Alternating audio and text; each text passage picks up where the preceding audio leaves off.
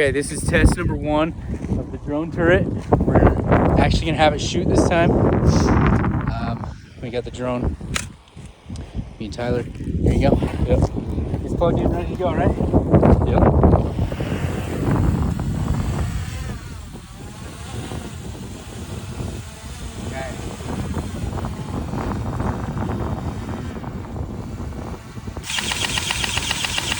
It's shooting.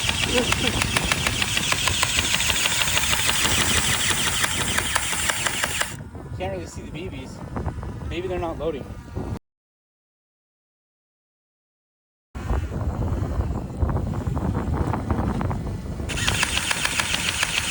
see if it tracks well.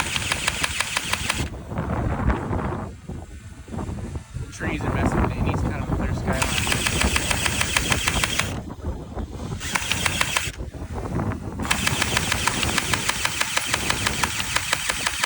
Uh-oh.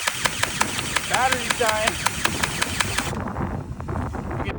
So, a little bit about this project. This is intended to be an air defense turret, targeted at taking down drones. This is the first functional test that you're watching on this video, and it actually performed better than we were expecting.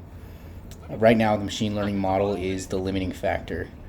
On better models that detect people that we've tested, the turret actually functions a lot faster, a lot better speed. 60 frames per second or so is what we were getting out of some better V10 and V11 models. And with those kinds of frame rates, we can really push up the tracking speed, and even got into target prediction. There's a demo I will upload on this turret using target prediction on people, and that's a good example of what it's capable of.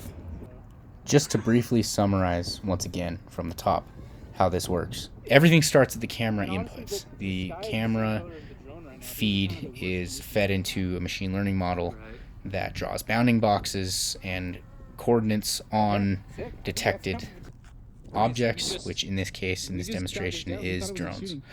Those coordinates, the center of that bounding box, is sent over UART to an Arduino, where those coordinates are compared to the center of the screen. Those, based on that comparison, we drive the stepper motors to bring center of screen to where that coordinate is.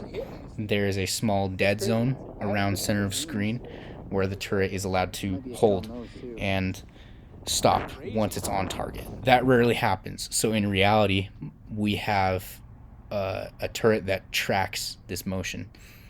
On better machine learning models, we have used some target prediction with varying amounts of success, and that is still under development. With a better model, we will be able to fine-tune actual target prediction for aerial targets like drones. But as I mentioned before, the limiting factor here is the machine learning model. But yeah, that's a very basic overview of how this thing works. There's a lot more to it that we may post more videos and information on, but as of right now, more information can be found on the GitHub for this project, which will be linked in the description of this video.